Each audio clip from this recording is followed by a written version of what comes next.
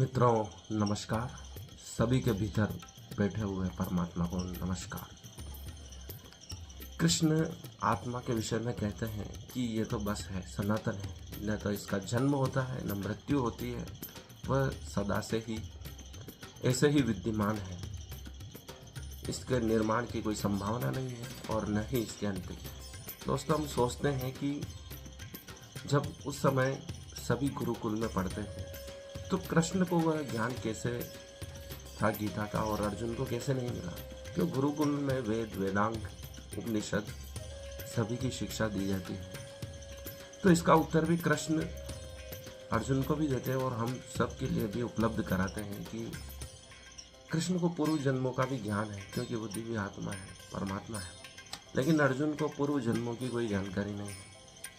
कृष्ण कहते हैं कि पूर्व में यह गीता का ज्ञान उन्होंने सूर्य देव को दिया था। सूर्य से मनु को प्राप्त हुआ, मनु से इक्ष्वाकु राजा को यह प्राप्त हुआ। फिर यह ज्ञान लुप्त हो गया। कई बार ज्ञान लुप्त हो जाता है। नालंदा में समस्त हमारे शास्त्र महत्वपूर्ण ग्रंथ जला दिए गए। ज्ञान लुप्त होता है और ऋषि मुनि पुनः उसे खोज ले आते हैं, क्योंकि ज्ञान पृथ्वी से लुप्त हो जाएगा, लेकिन वो ब्रह्मांड में तो अवस्थित रहता है। उसे विचारों से पकड़कर पुनः मंत्रों के रूप में, दृष्टा रूप में ऋषि मुनि देखकर वापस लिख लेते हैं और वापस मानव जाति को वह ज्ञान उपलब्ध हो जाता है। कृष्ण यही बात कहते हैं। आदिकाल में वेदों को भी चुरा लिया गया था। चारों वेदों को राक्षस हायग्रीव ने चुरा लिया था। पुनः ज्ञान को प्राप्त करने के लिए भगवान को हायग्रीव अवतार लेकर वेदों को छुड़ाया गया। हायग्रीव राक्षस पाताल में उन वेदों को ले गया था और भगवान विष्णु ने उसी का रूप लेकर उससे वह वेद प्राप्त किए और पूरी मानव जाति को वापस ज्ञान उपलब्ध कराया।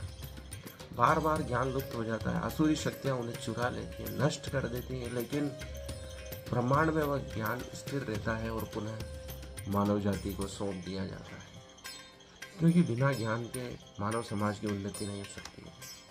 उसका सदुपयोग करने की आवश्यकता है। जन्म लेने वाले की मृत्यु निश्चित है, ऐसा कृष्ण कहते हैं। जन्म मृत्यु की श्रृंखला में तुझे शोक करने की कोई ज़रूरत नहीं है, शोक का कोई स्थान नहीं है, क्योंकि इस जन्म से पूर्व भी तू नहीं जानता था उनको और बाद के जन्मों में भी नहीं जानेगा। बीच की अवस्था में फिर शोक क्यों कर रहा है?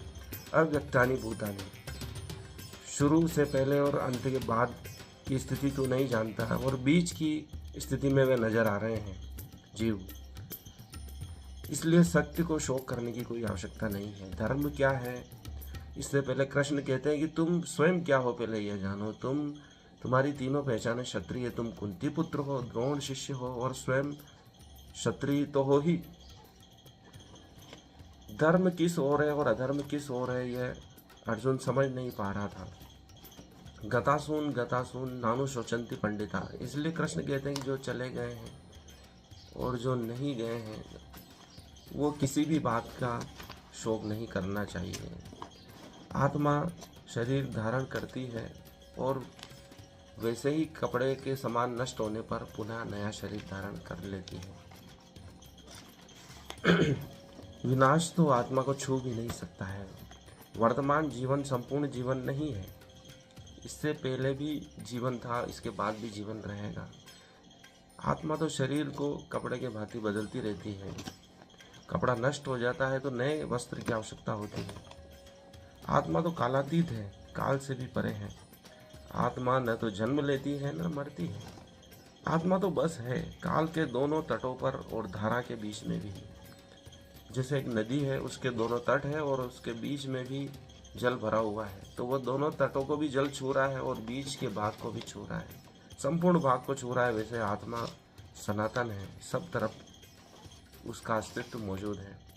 मृत्यु उसे छू नहीं सकती। मृत्यु तो केवल शरीर की होती है। नैनम छिद्दन्ति शस्त्राणि, उसे शस्त्र छेद नहीं सकते हैं, जल गीला नहीं कर सकती, अग्नि उसे जला नहीं सकती है, वायु उसे सुखा नहीं सकते।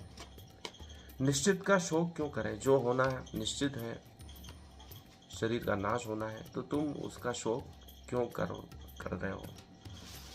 सर्वधर्मान परित्यज्य, इसलिए कृष्ण कहते हैं कि सभी धर्मों को छोड़कर तुम मेरे पास आ जाओ। अपनी खुशी दूसरों पर की प्रतिक्रिया पर निर्भर मत करो, तुम्हारा जो कर्तव्य है उसे तुम करो, ऐसा कृष्ण कहते हैं। सुख दुख के समय कर्तवा लाभा लाभो जया चलो, सुख दुख को समान समझकर अपना कर्म करो। क्योंकि व्यक्ति के दो प्रकार हैं, या तो वह आत्मनिष्ठ रहता है या वस्तुनिष्ठ रहता है। आत्मनिष्ठ खुद की ही बारे में सोचता है और वस्तुनिष्ठ सभी के बारे में सोचता है, पूरे समाज की सोचता है, वह स्वार्थी नहीं होता है। दो प्रकार के लोग और होते हैं, या तो वह अंतर्मुखी होते हैं जो ज्ञान योग की साधना करते हैं, जो बहिर्मुखी होते हैं वह पूजा पाठ कर्म कांड इत्यादि करके परमात्मा को प्रसन्न करते हैं। जो इंद्रियों को वश में कर लेता है वही सच्चे कर्म योग को प्राप्त करता है। कृष्ण कहते हैं इंद्रियों को वश में करो, उनका दमन न करो। जैसे कुशल रथ चलाने वाला घोड़ों की लगाम को अपने कंट्रोल में रखता है, लेकिन उनको दमन नहीं करता है, उनको मारता नहीं है, उनको संपूर्ण रूप से अपने वश में नहीं कर लेना चाहता है। विकल्प समझना एवं संकल्प शक्ति का प्रयोग करना सीखें।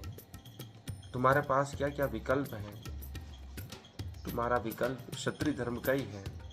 अपनी संकल्प शक्ति का उपयोग करके तुम वही कार्य करो। कुछ न करने से नियत कर्म करना ज़्यादा उचित है, क्योंकि बिना कार्य करे हम रह नहीं सकते, इसलिए चुपचाप न बैठें। इसलिए कुछ करेंगे तो हमें जो हमारे रोजाना के कार्य हैं, नियत कर्म हैं, जो हमें करने योग्य कर्म हैं, जो करना जरूरी है वह अवश्य करें, क्योंकि कुछ नहीं करने से नियत कर्म करना कृष्ण ने श्रेष्ठ बताया। कर्म ऐसे करो जैसे यज्ञ किया जाता है, जिसका स्रोत ब्रह्मा है।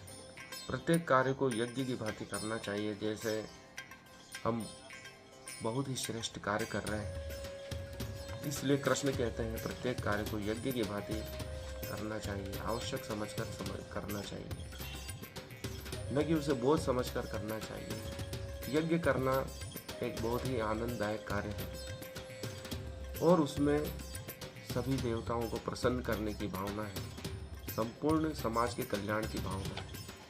यज्ञ केवल एक व्यक्ति के लिए नहीं किया जाता है, संपूर्ण समाज परिवार सबकी भलाई के लिए किया जाता है, सभी का कल्याण होता है उससे।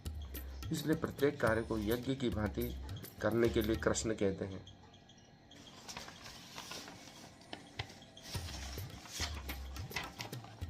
अपने कर्म प्रभु को अर्थात कृष्ण को अर्पण करो, फिर कर्म करो।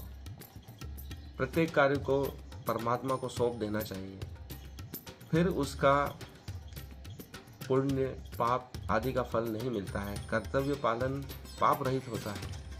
हम अपने कर्तव्य का पालन कर रहे हैं। सैनिक शत्रुओं का नाश करते हैं तो उनको उस चीज़ का पाप नहीं लगता है, क्योंकि वो अपने कर्तव्य का पालन कर रहे हैं। उस युग की मांग थी कि क्षत्रिय लोग धर्म की रक्षा करें।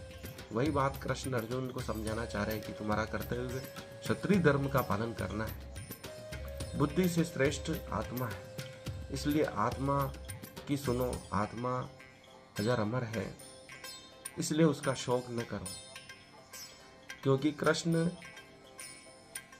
के लिए अर्जुन भक्त और मित्र भी हैं कृष्ण के, इसलिए वह सभी प्रकार से उनको समझाने का प्रयास कर रहे हैं। क्योंकि कृष्ण स्वयं तो प्रकृति को अधीन कर योग माया से प्रकट होते हैं और सदा धर्म की रक्षा के लिए प्रकट होते ही रहते हैं। जब जब धर्म की हानि होती है तब भगवान जन्म लेते हैं, कृष्ण जन्म लेते हैं, ऐसा गीता में वर्णित किया गया है। साधारण मनुष्य मोह का बंधन नहीं तोड़ पाता और वह कर्म बंधन में उलझता रहता है। कर्ता होकर भी भगवान कृष्ण अकर्ता है। वह प्रत्येक कर्म कर रहे हैं, फिर भी वो अकर्ता है। उनको कर्म वैसे ही नहीं छू पा रहा है जैसे कमल कीचड़ में होकर कीचड़ कमल को नहीं छू पाता है। 3 प्रकार के कर्म बताए गए गीता में, कर्म, अकर्म और विकर्म। कर्म तो कर्म है ही, अकर्म जिसका कोई फल नहीं मिलता, जिसकी कोई आकांक्षा नहीं रख के कर्म किया जाता है, वह अकर्म कहलाता है। कर्ता से अकर्ता बनने की प्रक्रिया है अकर्म। जिसमें फल की आकांक्षा को छोड़ दिया जाता है, वह है अकर्म। विकर्म अर्थात जो समाज के हित में कर्म नहीं है, वे विकर्म है, निषिद्ध कर्म है, जो बुरे कर्म है, जिनके विरोध में ही कृष्ण अर्जुन को खड़ा कर रहे हैं।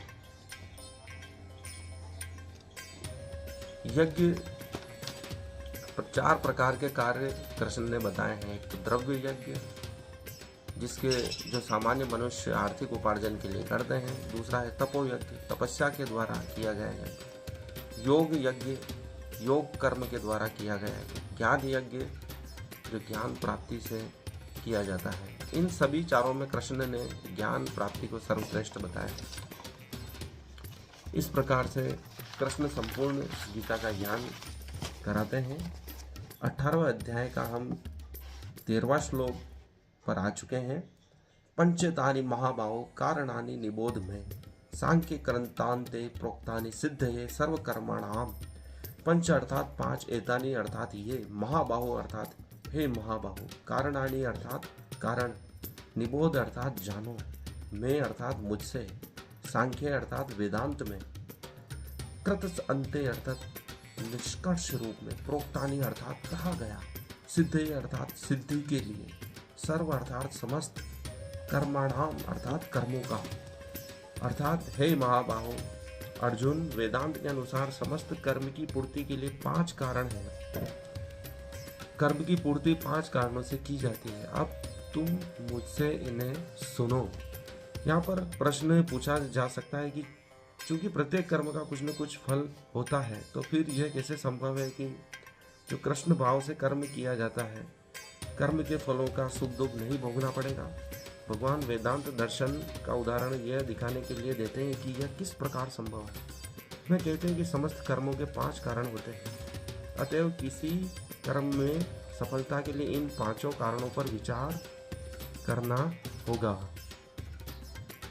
सांख्य का अर्थ है ज्ञान का आधार स्तंभ और वेदांत अग्रणी आचार्यों द्वारा स्वीकृत ज्ञान का चरम आधार स्तंभ है। यहाँ तक कि शंकर भी वेदांत सूत्र को इसी रूप में स्वीकार करते हैं। अतएव ऐसे शास्त्र की राय ग्रहण करनी चाहिए।